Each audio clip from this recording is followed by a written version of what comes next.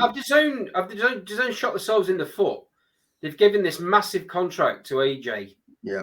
Just recently, and the first two fights he fights after having a supposed £100 million contract. I don't listen, guys. DAZN and Eddie Hearn do so many screwed up things like PBC and Showtime does, and Fox was. Now they're out of boxing. They do so many screwed up things. I render advice for $600 an hour. They should be hiring me just for a couple for every time they plan a show. You give me $5,000, I'll give you as much advice as you want, because they're trying to plan a show. Because I know my business. I know what's good and bad as soon as I hear a fight. I know if it's going to be good. Once in a while, a fight breaks out that I didn't think was going to be good, but that doesn't happen very often. I know if a fight's going to be good, I know it as soon as it's announced that it's going to be good. And just coming on to a couple of Fury fights, obviously he fought Derek Chisora and he fought his name's escaped me now. Dillian White. Obviously, you like to predict these pay-per-view numbers, Rick. What sort of numbers were they putting in TV audience wise? Especially just in the Chisora fight. I don't get the UK numbers. Okay, because there's been some figures banded about 500,000 buys. For what fight? For what fight? For Fury and Chisora fight at Tottenham, North London, recently, Tyson Fury. Oh yeah, I can believe that. I can believe that. That's tangible. Yeah, because you guys don't charge. How much was it? $19.95 or something? No, it's creeped up a little bit. It was best part of £30, wasn't it? Nearly £30 UK pound. And how much is that Americans? Roughly about $30. 39, 40. Yeah, and not only that is the heavyweight championship of the world. Tyson Fury, the Del Boy's a big fan favorite over there, and so is Fury. I can see that all day long. And do you think, obviously coming back to Golden Boy, do you actually think that Tank Davis will fight Garcia? Do you think that actually happens, or do you think no? I think Tank Davis will. I think Al Heyman will put the blocks to it. Really? It makes you wonder, then, don't it? Who do you think Garcia will jump? Who do you think Garcia will jump in with? Because he wants a big name, according to his social media. Yeah, I think Garcia is a very good fighter, and he's underestimated. I think it would be a sensational fight. Somebody's getting knocked the fuck out, but up until that point, it'll be a really good fight.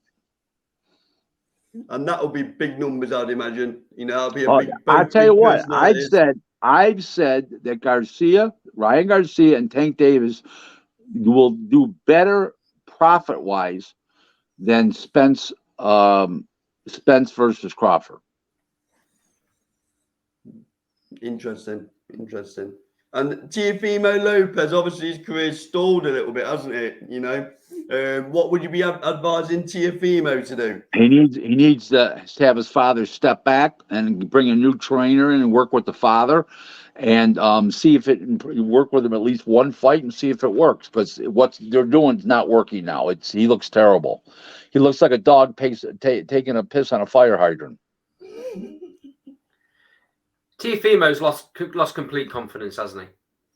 He's lost confidence in himself. His balance is terrible. He wings with his punches now. He used to stroke his punches with power. Now he wings them. He does everything wrong now. He was doing everything right at one time. Now he does everything wrong. It doesn't help. It doesn't help, does it, that his dad's forever going on social media, calling out fighters on his behalf. I get the impression he's out of control as a human being, and that's a very bad place to start. If he was with himself, if he was with it in himself as a human being, the other part with the boxing part with a new trainer would be easy. But he's so far out of control, who knows what he's going to do, say, or whatever. You know what I'm saying? So I really don't know. Do you know what this reminds me of? It reminds me of the Chris Eubank Jr., Eubank Sr. situation. Well, not really, because he was never a really good fighter and then regressed. This guy was a really good fighter and totally regressed. Little difference there. I get the correlation of what you're saying. Yeah. But this guy went from an A fighter to Joe shit the ragman. Yeah. This guy wins and looks bad. Not a good sign. Yeah, and just sticking in that division, I thought Devin Haney produced 2 great performances against Kambosos. Obviously, has his stock risen a lot in the USA? Because I think he's your next big star behind Crawford, if I'm honest. I missed that last. Devin Haney, Rick, has his stock risen in the USA following them victories over Yeah, Kambo? his stock's gone up. Listen, he's a really good boxer. He's going to do better at 140 because he's going to be able to use his legs more and throw more punches. Even though they're bigger, stronger guys, but he's weakened himself to get down to 135, and I think he's going to be bigger, stronger, and use his legs more at 140. And I think he's just going to be a better fighter at 140. If I was him, I'd get the Lomachenko fight behind me, win that fight and move on. Move up in the weight class. You think he goes to 140 then after the Lomachenko fight? Yeah, I would move up. Yeah, he beats Lomachenko for me. He beats him. Oh yeah, he's too fresh, too young. The other guys on the back 9, Lomachenko. I mean, Jermaine Ortiz was a good fight with him. He's a club fighter, so that's all you need to know. Yeah, Haney took a lot of stick in the UK for that performance with Kambosos, but it was a typical sweet science. Well, I don't know why because in the UK they like boxers a lot. Guys that are pure boxers. So I don't know why we would take abuse. I thought it was a good performance. It was a very heady. I think people are getting addicted to knockouts, Rick. If there's not a knockout in the fight now, they start to. Let me say this to you. This is the best way to put it. He boxed brilliantly, and you've got to give the guy credit for that. Period. Yeah. He just didn't box good. He boxed brilliantly in 2 fights. That's all. That's your answer right there. That's what we're watching. We're not watching a knockout puncher in Devin Haney. We're watching a great boxer. He has fantastic defense, don't he? He's awesome. There's no other word for it. Yeah, and his fantastic offense is a jab and the occasional straight right hand and movement. That's his offense, believe it or not. He made Kambosos look very average, didn't he, Rick, in both fights? Exactly. He made him look like a one-dimensional potter. No question about it. Could you see a potential Devin Haney v. Shakur Stevenson fight happening? His father would not allow him in the same building with Shakur Stevenson. Great fight. Come on, please. Fight, though. You know what? It's not a great fight because both are fast and both are too technical, and both move around clockwise and counterclockwise. So I don't think it's a great fight. I just don't see that being a great fight. They're too good defensively, both guys, to be a great fight. It's an exciting fight in the sense that you don't know who's going to win. Yeah. Okay. But it's not a great fight action-wise. They're too good of fighters. You think it ends up being a bit of a boring stalemate, do you? I wouldn't say boring stalemate, but it's not an action-packed fight. We're not exactly looking at Lee Wood and Mick Conlon here. No. And Errol Spence, Rick, where are we with Errol Spence? Because we keep getting told with the Crawford fight. I'm gonna go on my ranch and play with my horses and my chickens. I'm not thinking about no Terrence Crawford. Come on, the guy don't want to fight. Well, he wants to fight guys he knows he's gonna beat. He knows he's not beating Terrence Crawford. Terrence Crawford beat the brakes off of him. You know, Rick. We had Neil Marsh on the show just before Crawford against Avanesian, and he was telling us how easy the Crawford team were to work with to make that fight happen. And all you hear from America is Crawford's a nightmare to work with. You don't want the fight. They're full of shit. It's about Al Heyman. It's not about Earl Spence, even though Earl don't want to fight him, but it's about Al Heyman. Because if Spence really wanted to fight him, he'd look at Al and say, "Al, we're making this fight, motherfucker." You don't hear that. Let me just tell you something. A couple years ago, when he said, I'm gonna go I'm not thinking about nothing like that. I'm gonna go on my ranch and play with my horses and my chickens. Would you imagine the announcer saying, the guy who interviewed you says, Marvelous, talking to Marvelous Marvin Hagler, could you, hey, such and such wants to fight you, Earl Spence, bring that motherfucker, hey, Bob, talking to Aaron, Bob, I'm fighting him next, that motherfucker. I'm going to tear his head off and shit in his neck. You never heard that. Yeah. Yeah. Beterbiev versus Anthony Yardwick. How do you see that one going? Talking of Bob Adams fighting. Hold on.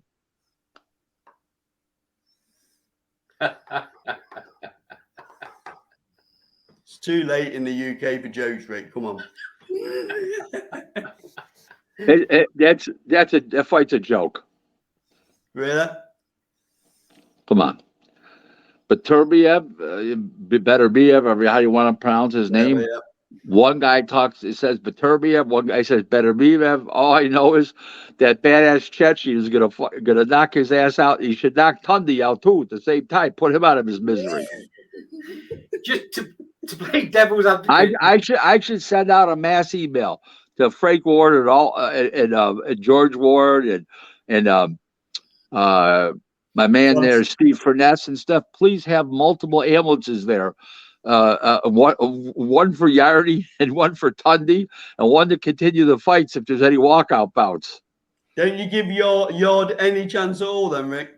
He's too wide and looping. Rick, I just don't see it. Rick, just playing devil's advocate a little bit. I'd like your opinion on this because I think there's been a little bit of a deterioration in Beterbiev over the last couple of years. 100%. He can't pivot between the COVID, the layoff because of COVID. He had COVID. There's definitely can't pivot like he did. He can't use his legs like he did. But it's not enough to lose to friggin' Yardy. Okay, he might lose the B-ball, but it ain't Yardy. Okay, so Anthony Yard's got the next fight as the WBO mandatory. WBO mandatory. Yes. Callum Smith is the WBC mandatory. Mm-hmm. Do you think he has a much better chance? Oh, Callum Smith's tall, rangy, uses his legs, is comfortable 175. He wasn't comfortable at 68 when he fought Canelo. He couldn't make the weight anymore. It was a payday. Now that he's got his legs under him and stuff like that, yeah, that's a really good fight. I'd love to watch Callum Smith and Beterbiev. That'd be a very exciting fight. I think that Callum Smith, if he didn't win, would at least make a great fight out of it and go for it. I just think that Yardy's way out of his depth. I think Yardy's probably the most overrated fighter of the last 10 years. Wow. What about if he went and got a new trainer, Rick? Because in the UK, a lot of people are saying he would improve as a fighter if he ditched Tundi. Well, he's still with Tundi, isn't he? He is, but what I'm saying is if he was to ditch Tundi, if he got a whole new trainer and stuff and started over again, like with 2-3 tune-up fights for a year, yeah, he's got a shot to do something better. Tundi couldn't train a dog to piss on a fire hydrant. It's all there is to it. You know, the guy doesn't spar. I heard he doesn't even run. Somebody told me he runs on a treadmill. I don't know if that's true or not, but whatever. So it's not how you conduct yourself in professional boxing when you're training for fights, especially the biggest fight of your life.